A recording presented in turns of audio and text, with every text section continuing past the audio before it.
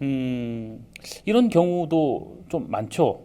남매가 온다든지 형제가 온다든지 부모님 없이 오는 친구들이 좀 많은데 특히 아이들 문제 같으면 용가리 어떠세요? 뭐 본인이 직접 아이들과 같이 생활하니까. 저는 오늘 사연을 들으면서 충분히 공감 가는 문제들이에요. 저 역시도 지금 이 사연을 보내주신 분의 같은 고민들을 꽤 많이 했었고요. 사실 지금도 하고 있는 고민들 중에 하나이기도 한데요. 우선 뭐가 아직도 하고 있는 고민 중에 뭐냐면 여기서 보면은 일반 학교에서 방과후 프로그램으로 다른 아이들과 함께 한다고 하는데 참 이게 조심스러운 말이긴 한데 저는 사실 그렇게 좋아하진 않아요. 그 방과후 학교에서 이렇게 학교에서 하는 방과후 프로그램들을 이게 아이들 입장에서는 이게 주홍 글씨거든요. 모든 게 방과후 프로그램이 다 그렇다라는 건 아니에요. 그러니까 동아리처럼 되는 그런 프로그램 말고 이렇게 지금 이 아이가 학교에 남아서 이렇게 공부하고 이렇게 하는 프로그램들이 사실은 이렇게 좀 가정 환경이 어렵거나 그다음에 학업이 인정하는 많이 떨어지거나 셈이니까. 그러니까 그게 주운 곳이에요. 그리고 아직도 학교 내에서는 또 아직도 하고 있는 고민인데 이런 친구들에게 가정 형편이 어려운 친구들에게 좀 예전보다는 많이 좀 달라지긴 했어요. 뜬금없이 장학금을 줘요. 근데 그 장학금이 아이들도 보면은 다 알아요. 쟤 어떤 장학금 받는구나 라는 걸 알아요. 그러니까 참 우리나라는 좀 아쉬운 게 좀 이런 장학금이라든지 이런 제도들을 좀 센스 있게 못 전달해 주는 것 같아요. 이걸 좀 더 이렇게 센스 있게 세련되게 좀 이렇게 뭔가 발판을 만들어서 줬다면 쟤 저거에서 받았구나라고 할 텐데 이런 프로그램에 참여하고 이런 장학을 받는 거는요. 사실은 주운 글씨거든요. 그러니까 좀 이렇게 좀 세련되게 좀 줬으면 좋겠는데 저는 사실은 지금도 안타깝게 여기고 있는 부분 중에 하나예요. 근데 그러니까 남동생의 누나분께서는 지금 그 고민도 역시 하고 있어요. 그러니까 왜냐면 동생이 별로 여기를 가고 싶어하지 않는 눈치라고 하잖아요. 그러니까 저는 충분히 이게 무슨 마음인지 알아요. 그리고 여기서 이제 초등학교 잘 다니다가 삼치 초등학교를 다니다가 이제 일반 학교로 이제 진학을 했잖아요. 그러니까 우리 애들도 초등학교를 다녔을 때는 학교를 너무 좋아해요. 근데 지금은 저희 집 아이들이 다 사립 중학교, 사립 고등학교를 다녀요. 그러니까 사립 중학교, 사립 고등학교를 보내는 이유 중에 하나가요.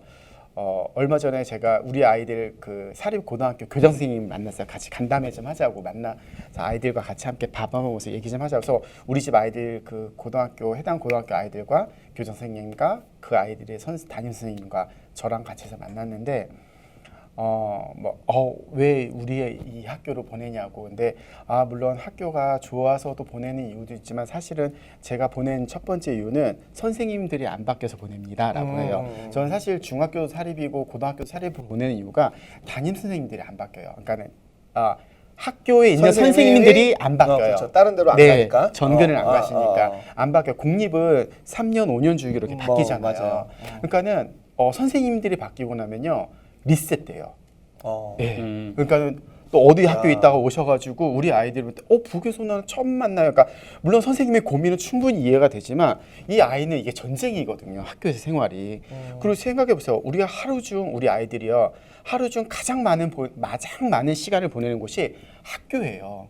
그리고 그거 알죠? 우리나라 아이들은 참 문제아들요. 기특해요. 기특하다는 표현을 해야 되나? 집은 나오고 가출은 해도요 학교는 가요. 우리나라는 그래요. 근데 어쨌든 뭐 그렇다고 우리 아이들이 가출한다는 건 아니지만 어쨌든 학교는 가야 되는 거예요. 우리 집 아이들 학교 가기 싫어해도 그래 그럼 내가 학교에 전화할게. 너 오늘 학교 안 간다고. 아니야 나 갈 거야 막 이래요. 그러니까는 참 학교는 참 열심히 가려고 해요. 근데 그러니까 어쨌든 하루 중 가장 많이 보내는 시간이 학교고 학교에서 정말 많은 일들이 벌어지는데 이 학교가 가고 싶고 재밌어야 되는데 나 저런 거 하기 싫어. 나 저런 낙인 찍히기 싫어. 이런 것들이 스트레스 쌓이면 정말 가기 싫은 곳이 학교거든요. 근데 다행히도 감사하게도 우리 집 아이들은 너무 즐겁게 다녀요. 근데 지금은 그렇지만 초반에 이거를 세팅하기 위해서는요. 저도 그렇고 우리 아이들도 그렇고 정말 힘들었거든요. 초등학교에 있다가 중학교로 올라가서 이런 일이 있었어요.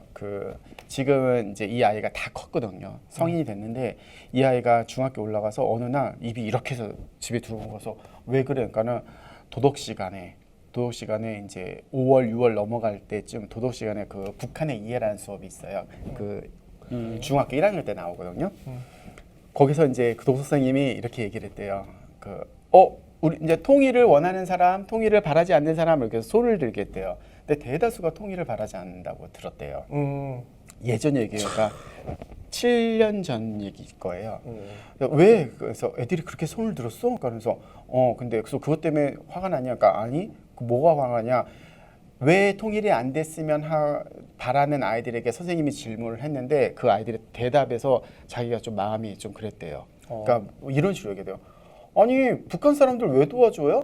그러니까 북한을 그냥 적이라 간주하고 그냥 중학교 1학년이 그렇게 얘기를 하는 거예요. 그러니까는 거기다 대놓고 나는 고향이 북한인데 아직 우리 집 반은 애들은 내가 고향 북한에서 온지 모르는데 그러니까 얘가 또 위축이 되는 거예요. 그러니까 거기서부터 화가 나는 거예요. 그리고 타 선생님은 또 오셔가지고 다른 과목 선생님 오셔가지고 야 여기 북한에서 온 애 있다며 막 이렇게 되는 거예요. 그러면 그러니까 이 선생님은 정말 나쁜 뜻은 없어요.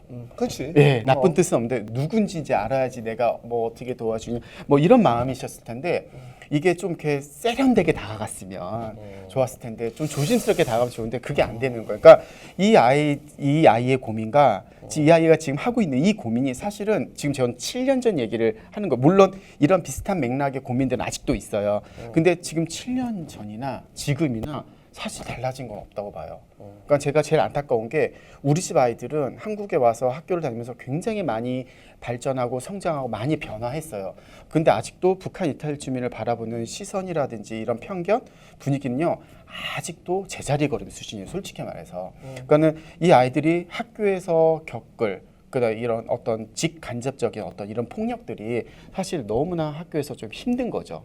그래서 제가 사립을 보낸 이유 중에 하나인 건데 지금 이 사연자분께서 보내주신 이 지금 뭐 학교 방과후 프로그램이라든지 그다음 이 나는 그냥 별로 이렇게 보이지 않게 조용히 학교 다녔으면 좋겠다라 이 마음 이 말이 저는 사실 좀 이렇게 가슴에 확 와닿네요.